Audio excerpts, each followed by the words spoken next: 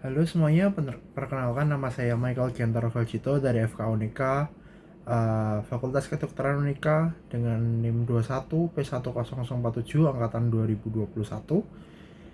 Di sini saya akan memberikan komentar saya tentang kuliah kebangsaan pada tadi pagi yang diberikan kuliah umum kebangsaan yang bertemakan tentang anti korupsi.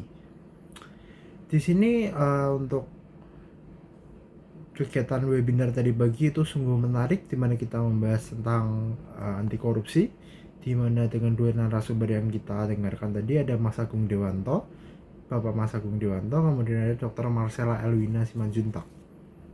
Kemudian di sini ada beberapa topik yang menurut saya sangat menarik untuk didengarkan tentang korupsi dan bagaimana penanggulangannya, bentuk-bentuk korupsi itu seperti apa, dan contoh-contohnya yang sudah terjadi di Indonesia. Kenapa di Indonesia banyak terjadi korupsi dan masih banyak lagi. Yang pertama kita harus mengetahui apa itu korupsi. Korupsi itu adalah abuse of public power yang merugikan masyarakat luas untuk kepentingan pribadi, bisa dalam berbagai bentuk seperti gratifikasi ke orang yang punya kekuasaan dan juga penggelapan dan lainnya. Gratifikasi sendiri itu adalah pemberian ke pejabat publik, dalam arti adalah pemberian benda ke orang lain. Yang dilarang adalah pemberian ke pejabat publik atau orang yang memiliki kekuasaan dengan tujuan tertentu. Walaupun tidak ada tujuannya, misalnya ada pemberian saja, tapi jika diberikan ke pejabat publik itu bisa berakibat buruk, karena bisa untuk orang lain diperkirakan itu orang lain bisa berpikir kalau itu gratifikasi tersebut, pemberian itu ditujukan untuk suatu kepentingan. Kemudian kenapa pendidikan anti korupsi ini sungguh penting? Karena melihat kenyataan di mana rakyat Indonesia itu banyak yang miskin. Apakah kita harus mengetahui apakah kemiskinan ini dikarenakan korupsi atau integritas yang rendah? Korupsi itu sangat merugikan negara dan masyarakat dengan banyak dampak yang diakibatkan. Di antaranya itu adalah birokrasi tidak efisien, kemudian level demokrasi yang rendah, kebebasan pers rendah, dan juga gender inequality, dan juga masih banyak lagi dampak-dampak yang ditimbulkan oleh korupsi yang tentunya juga bisa mengakibatkan kerugian bagi negara. Kemudian karena kerugian negara itu, masyarakat tidak mendapatkan kembali apa yang mereka berikan sebagai pajak atau tidak mendapatkan fasilitas-fasilitas yang mumpuni dari negara. Kemudian contoh-contohnya yang kita ketahui ini, ada banyak contoh-contohnya. Ada kasus-kasus seperti kasus-kasus waktu EKTP dahulu. Kemudian ada di sini ada kasus OTT, operasi tangkap tangan KPK, di mana itu Hakim Agung Sudrajat Dimyati tersangka suap dengan barang bukti berupa uang tunai sebesar $205.000,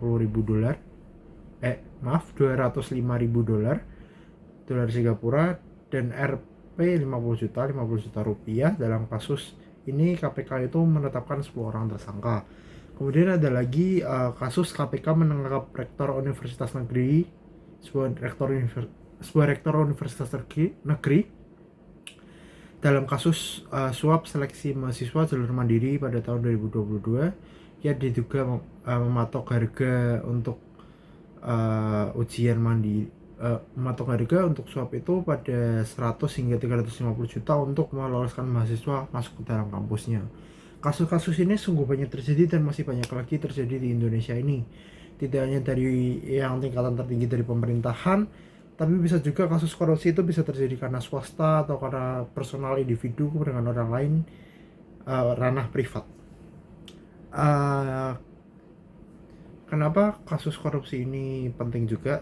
Kapan terjadinya? Pada tahun 2019 itu Indonesia itu memiliki indeks persepsi korupsi tertinggi sampai sekarang dengan skor 40.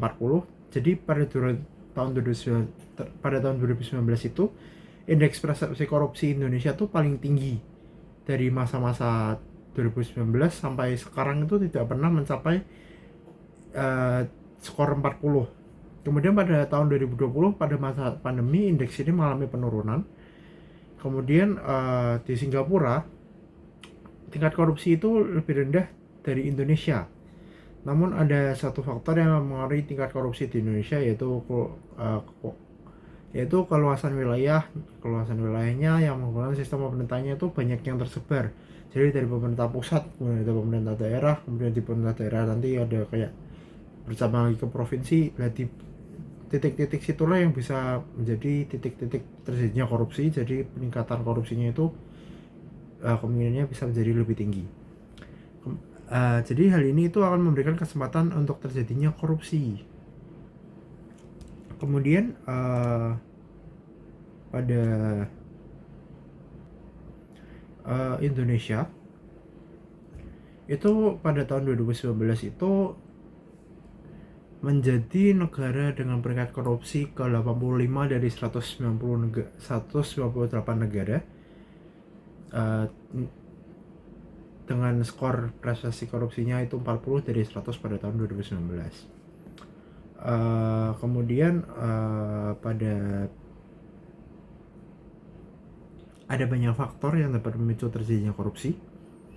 Faktor-faktor itu bisa karena kebutuhan, karena pemerintahnya itu misalnya pada birokrasi itu gajinya kurang sehingga dia melakukan korupsi atau mengalami kekurangan sehingga dia terjadi korupsi. Kemudian ada juga karena kesempatan, di mana adanya kesempatan untuk melakukan korupsi jadi dilakukan korupsi. Kemudian ada keserakahan dan juga ada karena sistemnya yang memang seperti itu.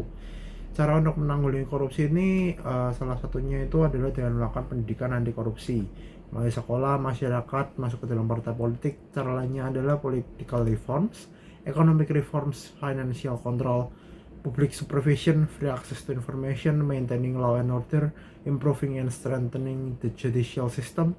Kemudian dengan whistleblower and civil society organization, watchdog institution, dan mengubah sistemnya menjadi IT based system.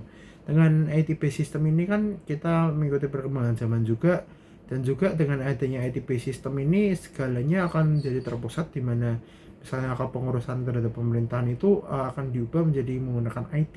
Jadi untuk mengurangi korupsi, hal ini bisa dilakukan. Jadi untuk menanggulangi korupsi sendiri itu kita harus dimulai dari diri kita sendiri, apalagi sebagai mahasiswa yang merupakan agent of change, dimana kita harus memutus rantai korupsi itu supaya tidak terjadi korupsi. Kita harus menolak yang namanya korupsi, menolak korupsi pada diri sendiri, korupsi waktu, korupsi apapun bentuk korupsinya kita harus menolak sebagai mahasiswa dan sebagai generasi penerus bangsa Indonesia yang baik. Sepertinya sekian dari saya. Terima kasih.